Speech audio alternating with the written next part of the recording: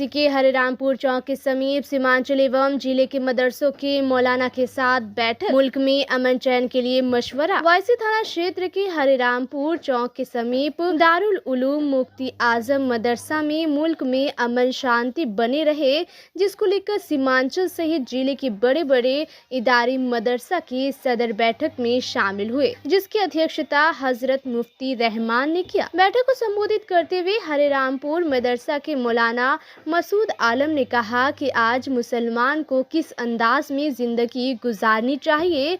आज जो कुछ बच्चे भाग जाते हैं, जज्बात में आते हैं और माहौल खराब होता है, यह उलमा की जिम्मेदारी है कि बच्चों को समझाएं, जज्बाती ना बने, ऐसा काम ना करे जो आइन के खिलाफ हो। इसीलिए कि हमारी शरीयत हुक्म देता है कि तुम वही काम बढ़ाओ और जिस मुल्क में रहो वहाँ के कानून के पाबंद रहो और जिंदगी बिताओ। इन बातों को लेकर सीमांचल के सभी जिले के बड़े बड़े मदरसा के मौलाना के साथ विस्तृत चर्चा की गई। मुफ्ती जुबैर आलम ने कहा, बैठक में मुख्य रूप से मुसलमान को किस तरह जीवन यापन करना चाहिए, दुनियावी एवं दीनी पर चर्चा की गई। उन्होंने कहा कि इस बैठक से राजनीतिक मुद्दे अलग हैं।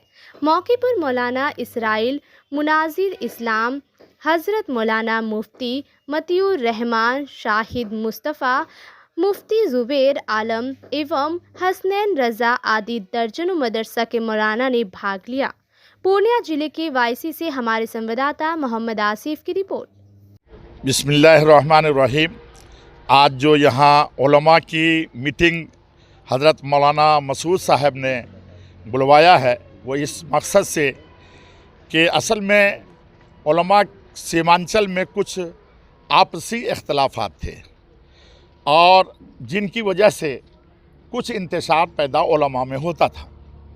तो आज बुला के उसी इंतशार को ख़त्म करने के लिए इत्तेहाद की बात की गई और उलमा ने इसकी तायीद की कि आज के बाद से हम लोग इंशाअल्लाह ताला एक रहेंगे और हमारे कायद फ़िक़ही नफ्स हज़रत अल्लामा मौलाना मुफ्ती मतियुर रहमान साहिब क़िबला मद्दज़िलुल आली, उनकी बातों पर इंशाअल्लाह हम लोग चलते रहेंगे। आज इत्तेहाद की बात हुई है। दूसरी बात थी कि अभी जो हिंदुस्तान के हालात हैं और मुसलमान जो परेशान हाल हैं, इसके सिलसिले में क्या करना चाहिए। तो उलमा का मुत्तफ़क़ा फ़ैसला ये हुआ कि हम लोगों को सब्र भी करना चाहिए और बिला वजह एहतजाज करके अपने आप को नुकसान नहीं पहुंचाना चाहिए। और फिर ये कि हुकूमत से हम ये मुतालबा करें कि हम भी हिंदुस्तानी हैं, आपका जितना हक़ है हिंदुस्तान पर, हम मुसलमानों का भी, मज़लूमों का भी उतना ही हक़ हिंदुस्तान पर है। लिहाजा आप हम लोगों पर रहम करें, अपनी हुकूमत के ताकत को बेजा हम लोगों के लिए इस्तेमाल न करें। अगर हम आपसे मोहब्बत करते हैं, आप भी मोहब्बत का जवाब मोहब्बत से दीजिए।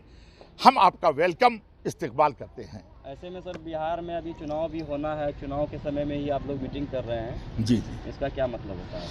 असल में चुनाव के मौके पर ये मीटिंग इत्तेफाकन रखी गई, लेकिन यहाँ से एक और भी पैगाम ये दिया गया कि हम लोग उनको वोट दें जो मुसलमानों पर जुल्म न करे, इंसाफ करे। अगर मुसलमानों पर जुल्म करेगा तो हम उनका बायकाट करेंगे इलेक्शन में, हम उनके साथ नहीं हैं। लेकिन जो पूरे हिंदुस्तान वासियों का, उसमें हम जैसे मुसलमानों का भी वो ख्याल रखते हैं, तो हम उन्हें अपने सर और आंखों पर रखने के लिए तैयार हैं। हम हिंदुस्तान में अमन और शांति चाहते हैं, बेनज़मी नहीं चाहते हैं। हम नहीं ये चाहते हैं कि बेजा किसी पर बिल्डोज़र चला जाए, उनके घर पर किसी को मार दिया जाए, किसी को ट्रेन से धक्का दे दिया जाए, किसी को लॉन्चिंग कर दी जाए। ये हम लोग नहीं चाहते। हम लोग अमन इंसाफ वाले और अमन और चैन से रहने वाले हैं। इसीलिए हम गुजारिश करेंगे वोट भी उसी नेता को दिया जाए कि जो अमन और शांति का पैगाम का वादा करे हिंदुस्तान में, उनको हम उनके साथ हैं और वोट भी इंशाल्लाह हम लोग उसी को देंगे। क्या सर दबे शब्दों में महागठबंधन की तरफ इशारा कर रहे हैं? हाँ, जाहिर सी बात है कि अगर इनसे भी हम लोग जो हैं ये करेंगे कि भाई आप भी अब हुकूमत में आएँ, खुदा करेगा आ जाएँ, हम लोगों की यही दुआ है, लेकिन आ जाएँ तो आप भी तमाम हिंदुस्तानी वासियों का, और उसमें हम लोग हैं, हम लोगों का भी ख्याल रखा जाए। सीमांचल में AIMIM की तरफ से काफ़ी ज़्यादा दावेदारी मुसलमानों की क़यादत के बारे में बात की जाती है, तो उनके तरफ आप लोग कैसे देख रहे हैं?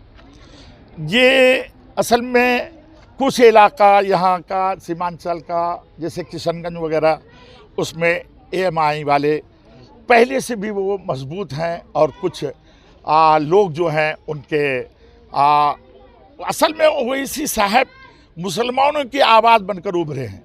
सीधी सी बात है, मुसलमानों की आवाज़ बनकर उभरे हैं, तो मुसलमान इस नागाही हालत में किसी को वो समझ ही नहीं रहा है कि कौन मेरा नेता है, कौन हमारी फरियाद को सुनेगा, किसके साथ हम रहें, यही आवाज़ उठा रहे हैं। लिहाजा चलो इन्हीं के साथ चलो, भीड़ जमा हो जाती है उनके साथ।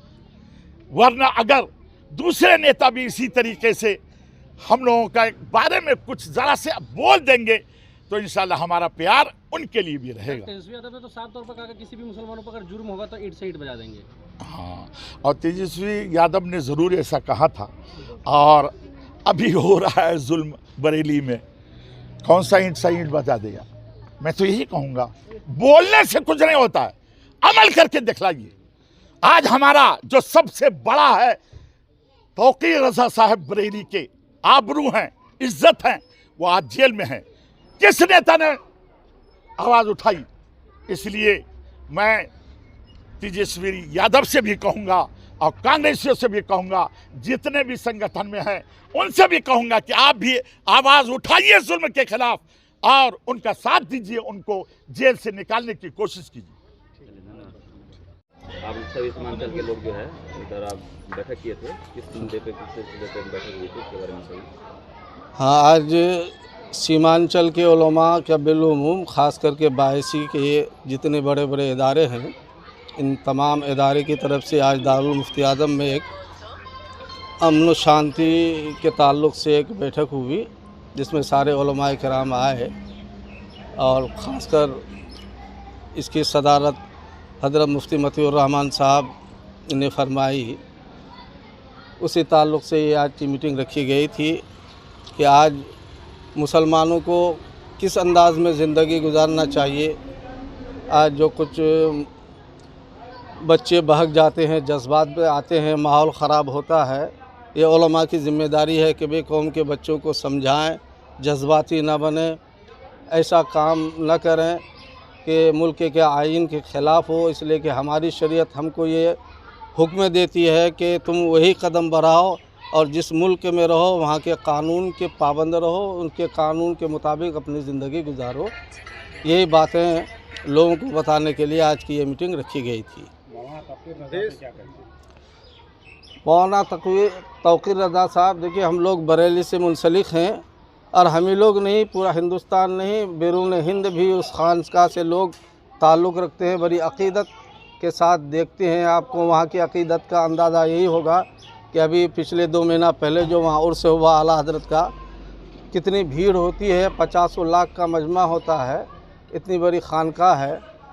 तौकीर मियाँ से गलत हुआ या सही हुआ उस पर हम तो तबसरा नहीं करेंगे, मगर तौकीर मियाँ को भी सोच समझ करके थोड़ा सा कदम बढ़ाना चाहिए। जज्बात, इतने जज्बात की शरीयत भी इजाज़त नहीं देती है, और जो वहाँ के नौजवानों ने किया या नौजवानों के साथ हुआ ये भी गलत हुआ।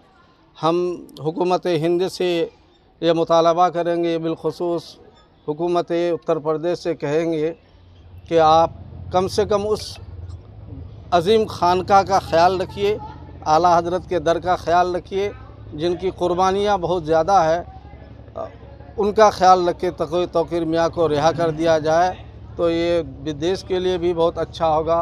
और हुकूमत वहाँ के बरसर इक़्तिदार का भी एक मैसेज जाएगा लोगों में कि बरेली के साथ कोई अन्याय नहीं हो रहा है, बरेली के साथ इंसाफ हो रहा है। आप लोग सभी उलमाए जो आप लोग बैठक किए, तो वैसी की सियासत को आप लोग किस तरह से देखते हैं? देखिए, मेरे कहने का मतलब है कि सियासत में हिंदू मुस्लिम नहीं होता है। हम जिस मज़हब के मानने वाले हैं वो मज़हब हिंदू मुस्लिम नहीं, जो इलाके के लिए बेहतर हो, सबके लिए बेहतर हो, उसको वोट देना चाहिए। देश की हालात पे देख के वोट करे या फिर किसी जाति पक्ष पे? नहीं, जाति पक्ष को देखकर वोट तो कतई नहीं करना चाहिए। मुल्क की हालात को देखिए, उसको देखकर वोट करना चाहिए। और परिचय बताइए। मेरा नाम मोहम्मद मसूद रज़ा रज़वी, दारुल मुफ्ती आज़म, हरामपुर चौक 82। और अपनी ऊंचाई और अपनी कमी का एहसास काला करिए खुद का। सबसे पहले अपने आप को जानिए कि मेरे पास इल्म कितना। राजनीति और सियासत करें, बहुत मुश्किल चीज़ है सियासत में, बहुत आसान चीज़ नहीं है। जो इस्लाम और दीनी हमीयत और गैरत को साथ लेकर अगर वो सियासत करना चाहेगा तो सबसे बड़ी मुश्किल ज़मीन है आज के दौर में। इस्लाम के उसूलों में एक अहम उसूल है, तब तक उनके अंदर गैरत ईमानी पैदा करना, गैरत इंसानी नहीं। अमलियात में हम सबसे ज़्यादा आगे हैं गैरत इंसानी। और हमारा इस्लाम क्या कहता है, ये चंद जुमले जो मैं पेश कर रहा हूँ ये अपनी इस्लाह के लिए